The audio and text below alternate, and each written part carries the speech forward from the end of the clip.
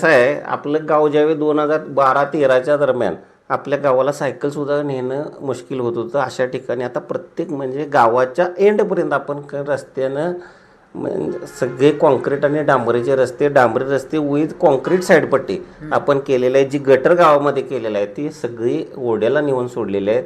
म्हणजे सांडपाण्याची सुद्धा कुठेही समस्या नाही. इथंपर्यंत आपण सूक्ष्म नियोजन केलं आहे. पाणी पुरवठ्याच्याबद्दल बोलला तर 8 ते 9 महिने आमच्याकडे ग्रॅव्हिटीनं पाणी येतं आहे.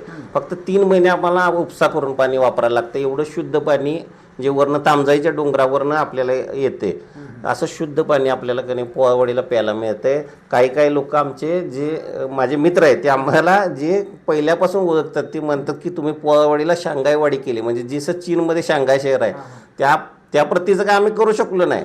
पण किमान जे काय तिथं कुठलीही मूलभूत सुविधा नव्हती ती आत्ता भागात बऱ्यापैकी तिथं एक चांगलं गाव म्हणून म्हणजे प्रत्येक म्हणजे जी सुविधा तिथं पाण्याची, रस्त्याची, लाईटची एकदम चांगल्या सुविधा तिथं आत्ता अवेलेबल आहेत. म्हणजे गावात येणाऱ्या निधीचा एक आणि एक रुपया चांगल्या कामासाठी उपयोग केला जातो तिथं.